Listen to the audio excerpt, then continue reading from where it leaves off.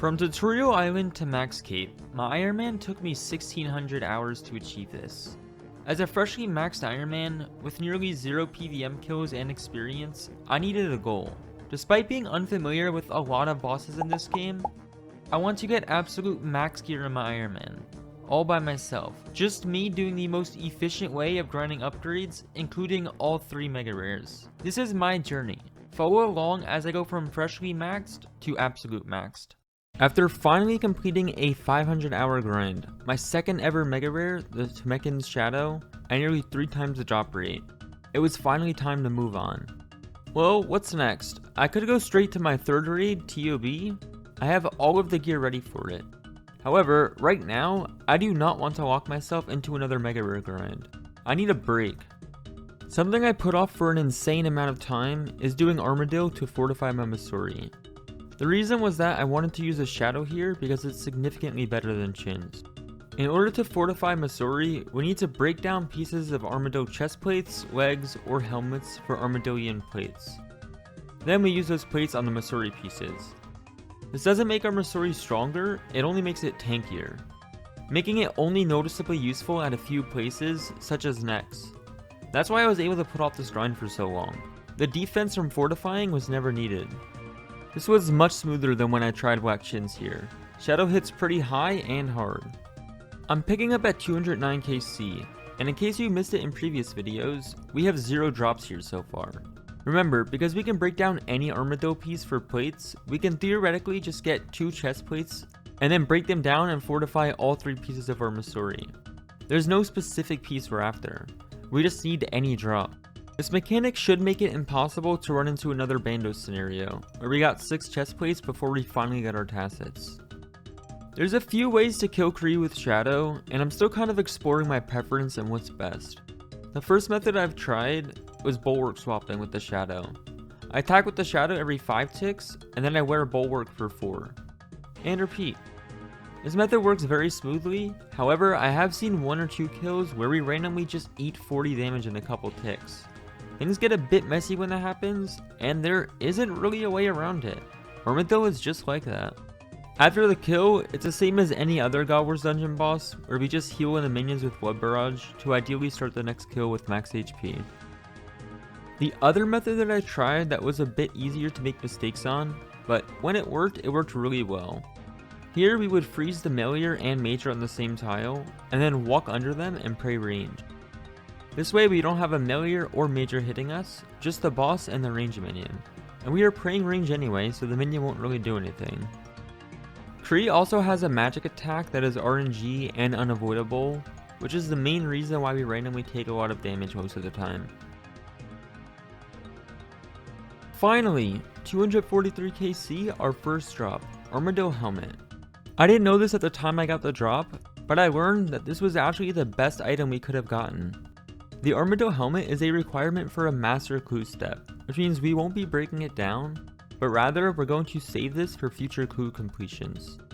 I only did 1 Kree trip, but I ended up going to Muspah afterwards. I realized I can save myself a lot of time and headache. I originally didn't plan on doing Kree on task because I didn't want tutorial skip for only Armadyl. However, a new option opened up. If we do Muspah for a Veni Bow, we can start our next grind, the Imbued Heart. That is a massive upgrade for the Shadow. We kind of need a Veni Bow to do Erexite tasks, which is one of the fastest tasks for getting a heart. So now, welcome to our new home, Muspah. You see, if I plan on tutorial skipping for the Imbued Heart, if I unlock Aviancies, I can get some 0-time Armadyl tasks, making Armadyl even easier than it already is. Shadow is really good at Muspah, but man, this boss confuses me. I am currently so bad at it. Being 26 KC, and I think I did maybe 50 in leagues, which doesn't really count, I have never touched this boss outside of that. I mentioned that Shadow is really good here, but I think the real answer that I got after about an hour of this boss is that it sucks unless you have a ZCB. The Smite phase is insanely annoying and long, and while it is possible to skip, I have yet to do that. Oh whoops. I see.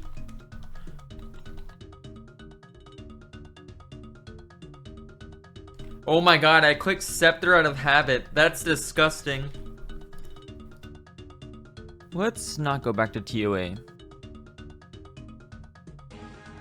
Nice, 50 KC now, and a 2 minute and 1 second kill. I still have yet to get that smite skip. I won't detour ZCB to make this grind easier, but I can make some Dragon Sapphire bolts instead of normal Sapphire bolts. That's a nice benefit of the Dragon Hunter crossbow over the Rune crossbow here.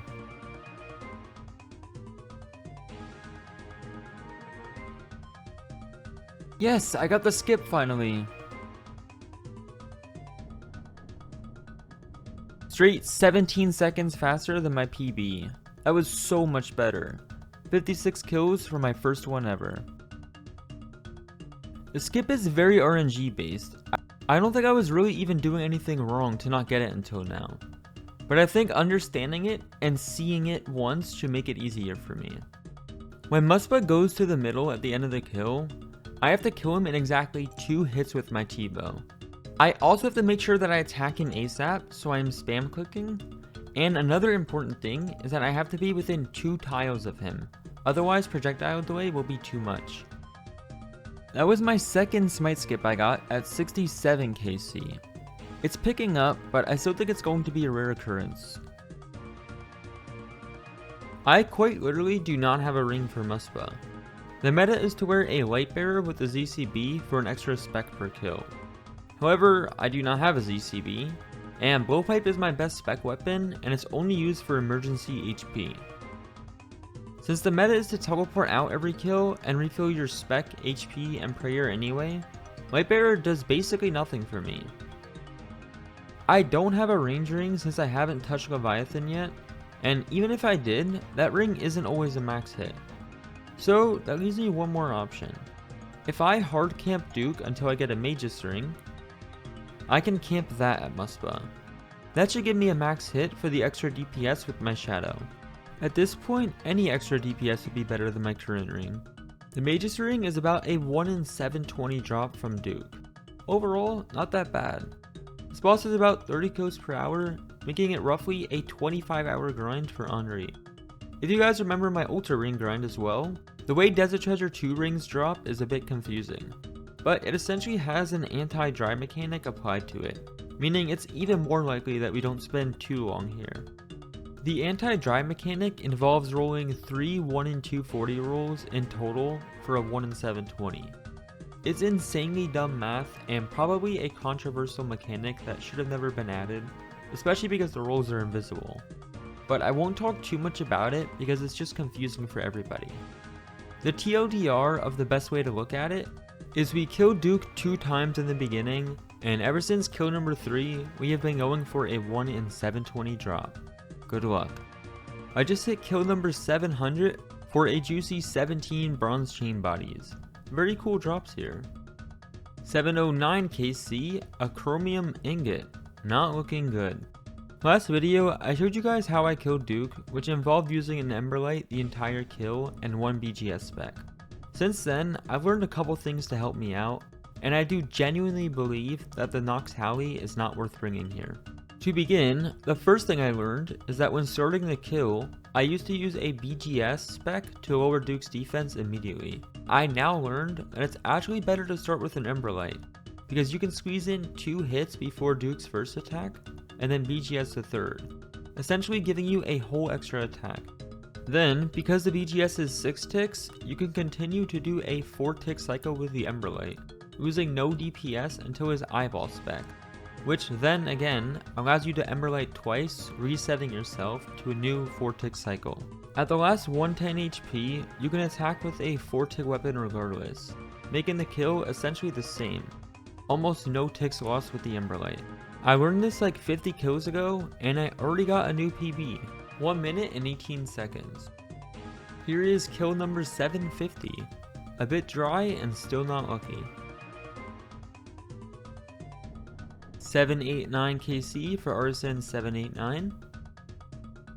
A couple hours later, 900 KC and still nothing. Yet another PB, I beat my old one by 1 tick. By the way, Burning Claws I don't think are that great here.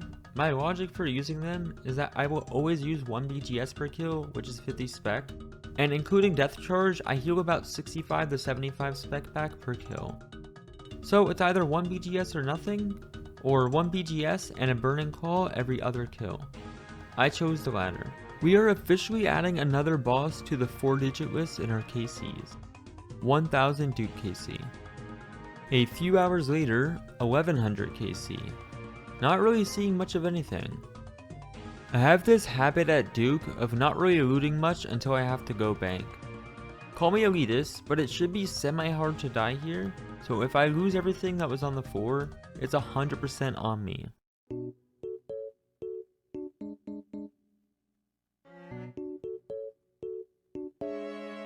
No way! Oh my god, I just fat fingered my world hop button. I think we deserve a break. I'm not sure if the next grind that I'm planning is a necessary grind or a QOL grind, but I've heard insanely good things about the task storage unlock in the Slayer Point shop. Everybody loves it. It does exactly what it sounds like it does. It allows you to store a Slayer task for later. So let's say I'm grinding for an Imbued Heart. I get a Smoke Devil task. Awesome. I don't want to do it immediately though. I can store it for later and get another task. Maybe I'll get Araxites, but then maybe after that Araxite task, I'll get more Smoke Devils. This way, I can do back-to-back Smoke Devil tasks. Theoretically, this saves me some time gearing, but it's more of a QOL of having back-to-back tasks. Not to mention, this can also be used on any task, including boss tasks, which may be a future grind. The biggest downside, it costs 1000 Slayer points, quite expensive. We already tutorial skipped in the past resetting our streak, however that did not reset our wilderness streak, which is better Slayer points an hour anyway. So now we get to do Wildy Slayer for some points. I somewhat enjoy Wildy Slayer. There's something about having quick 5 to 10 minute tasks that grant 25 points each, not including the extras from streaks, that makes it so satisfying. Also, nothing like your max cape proccing on a skeleton task, which is already a pretty quick task. I hate revs, not the Slayer task itself, but the grind of going for the drops and the wildy weapons. This cave is infested with bots and gold farmers, making it already hard to grind the higher level stuff as an iron. And then on top of that, you get attacked every 10 minutes and have to reset and find a new world away from the gold farmers. So when we got assigned revs for a task, I decided to do the 2 imps that we can one hit and hop around. This won't give us any drops, however it'll be a quick 5-minute task still. For those unfamiliar, the Slayer Cape perk gives a 10% chance of any Slayer Master to offer you a back-to-back on the previous task. I honestly feel like every wildy task is pretty fast, so it's hard for me to ever say no when doing this. I just completed task 110, which gave us 125 points and over 1000. I can now buy task storage, although purchasing it and being up with 81 points sounds like a disaster waiting to happen. I'm going to do 10 more tasks for spare, just in case I need to change my block list or unlock something else, or quite literally anything. Lesser demons and other stuff in multi-combat with high-ish HP are definitely the worst task. With alts, they are still about 10 minutes absolute max. Remember, we're here for points, not XP or drops. So I can do the same method that level 3s use for Slayer. Use 2 alts under me to attack, and then deal the final hit on my Ironman for quick kills per hour. Normally, it would be smart to have an ult outside set up as a scout so we can teleport. However, I'm being really lazy right now, as I don't plan on doing a lot of wildy tasks. We're just full sending this. I completely forgot, but my left click teleports were not set up on any account. Sky landed 2 tele blocks including my iron. Only 1 account got away.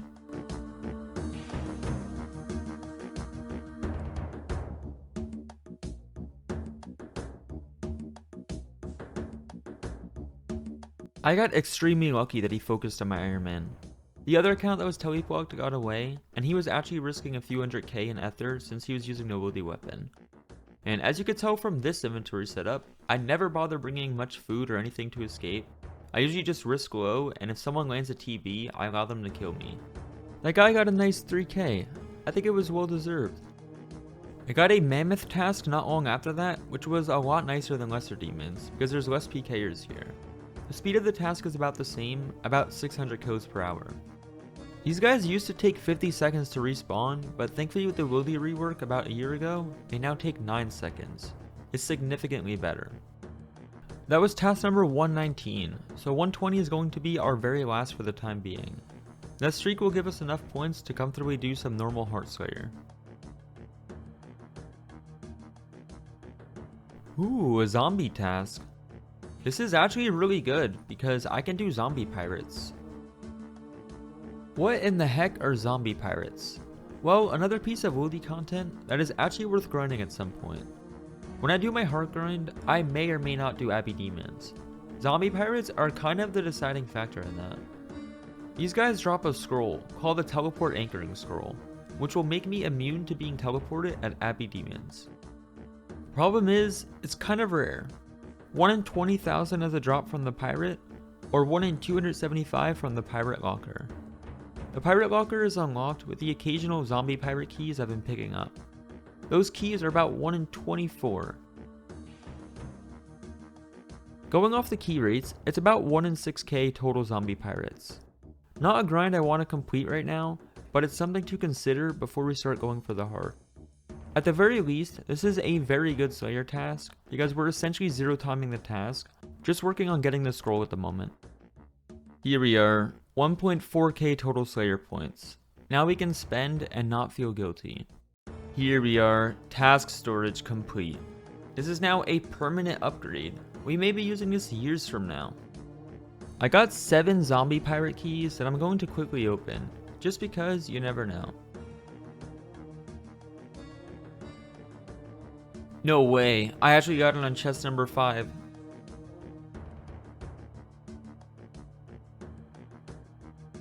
Gonna be honest, I can't remember the last time I was spooned anywhere. This is so good. Now we have task storage, and we can start killing Abbey Demons officially. The imbued heart grind is almost here. I just need that mage ring from Duke. I think this seems like a good place to end today's video. So as always, I hope you all enjoyed it. Don't forget to like and subscribe, and I will catch you all next time. Peace out.